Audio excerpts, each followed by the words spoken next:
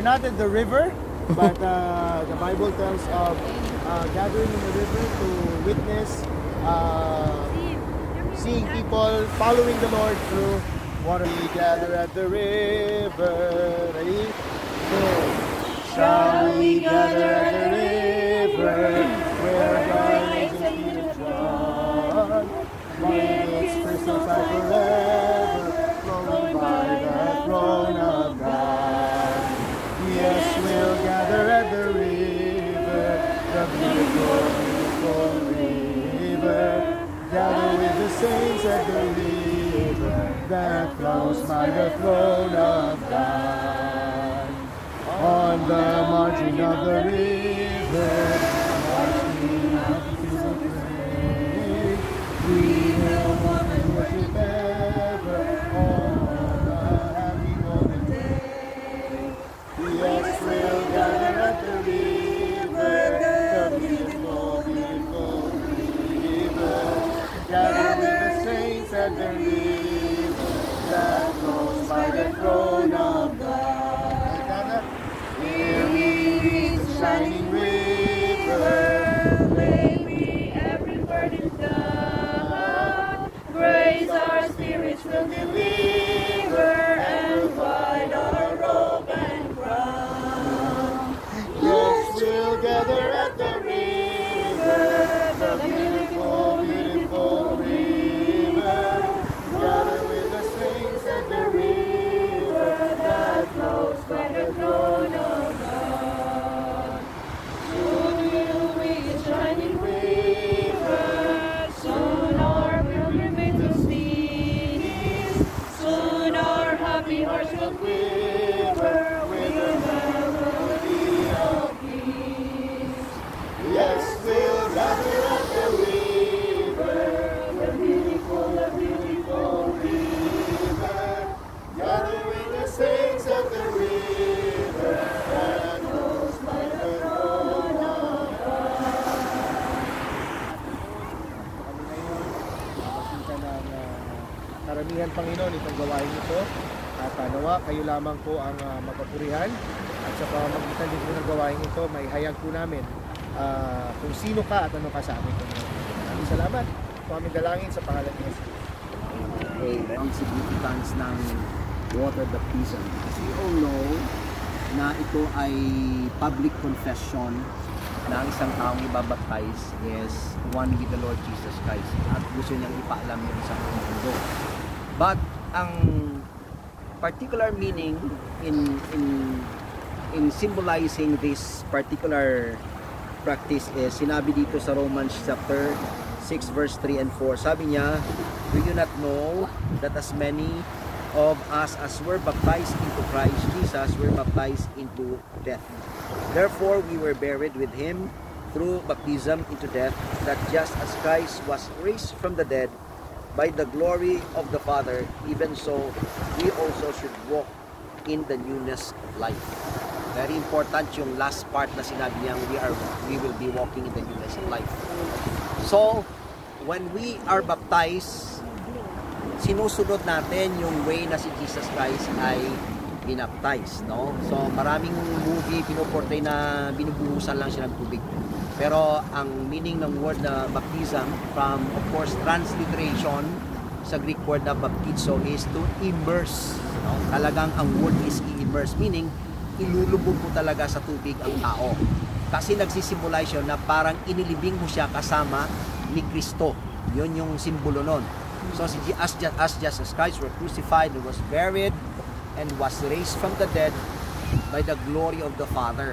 So in that particular reflection, itong buhay na ibinigay sa atin, hindi lang para ipakita ang bagong buhay natin kay Jesus Christ, kundi ang kaluwalhatian ng Panginoon. Kasi na-raise si Jesus Christ by the glory of the Father.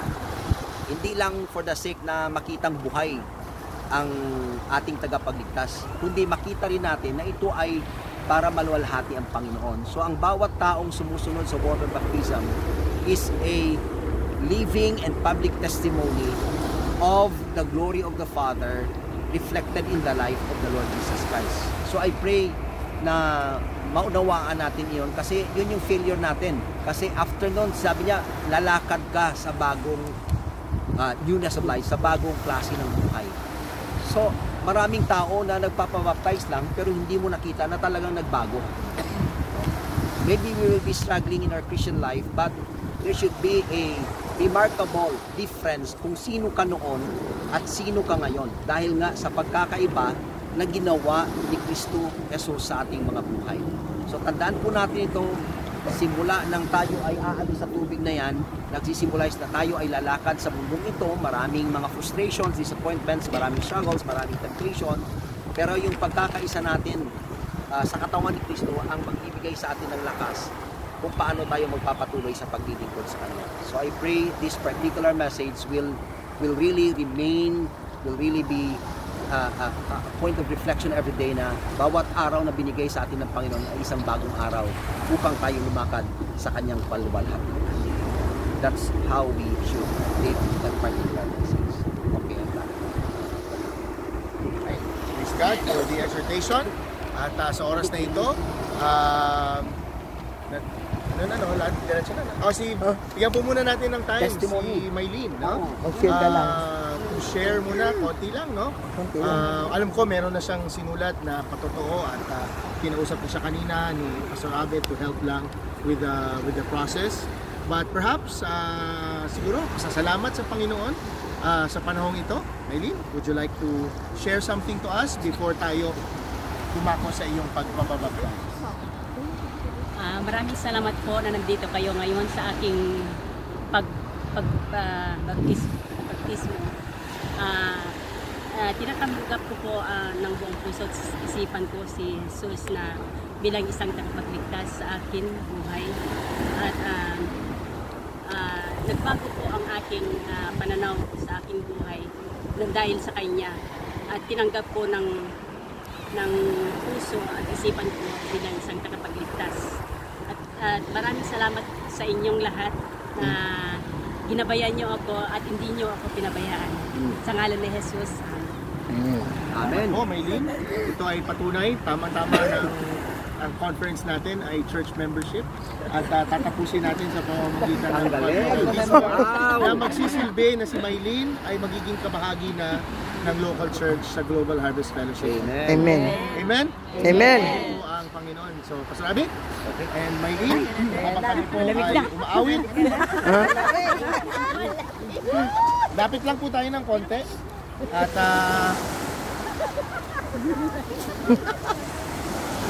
Ay, ina, ay, masarap niya, no?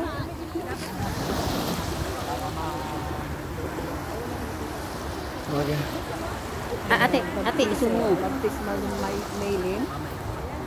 Si Pastor.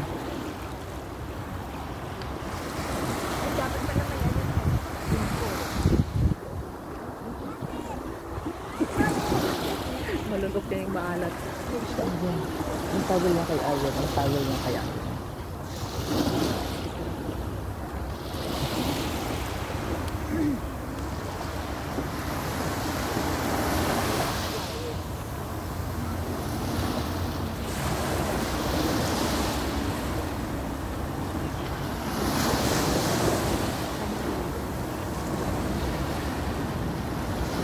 Pagkaahon, awitin po natin yung welcome to the family.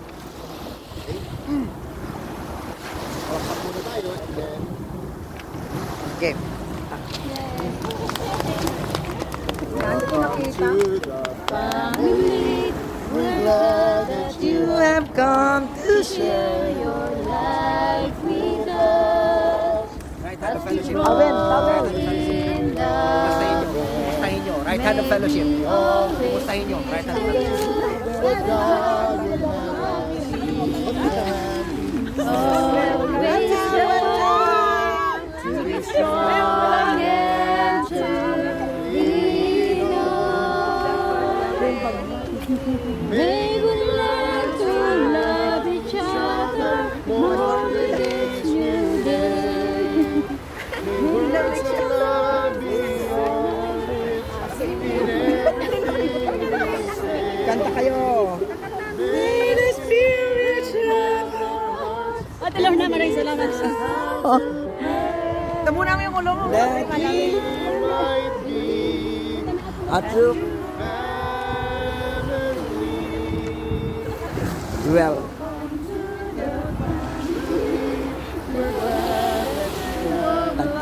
To share your life with us as we grow in love, and may we always be to you what God would have us be, a family always there to be strong and to lean on. Panginoon po ang Panginoon. And siguro, we'll just wrap this up sa pamamagitan po ng panalangin. Let us pray. Panginoon, maraming salamat sa hapong ito. We have witnessed one more soul added into the local church, into the Baptist Fellowship. Salamat po sa buhay ni Maylene that today marks her official declaration of her desire to follow you. And to be a disciple of the Lord Jesus Christ. I pray that Maylene would grow in the grace and in the knowledge of the Lord Jesus Christ, that every day that she will continue to mature and deepen her relationship with you, so that you can use her in the ministry that you have allowed her to become a part of dito po sa Global Harvest Fellowship. Salamat po sa family ng church na kasama po namin ngayon na welcome Panginoon si Maylene with open arms. I pray that we will continue to be a family that fosters love, a love of God, love of others, and accountability among each and every one to continue to uphold and fulfill the purpose for which you have created, you have established this church. Purihin ka sa aming kalagitnaan at ingatan niyo po kami sa aming pagbuhay sa pangalan po ni Jesus. amen. Salasa. Nagbibihis pa.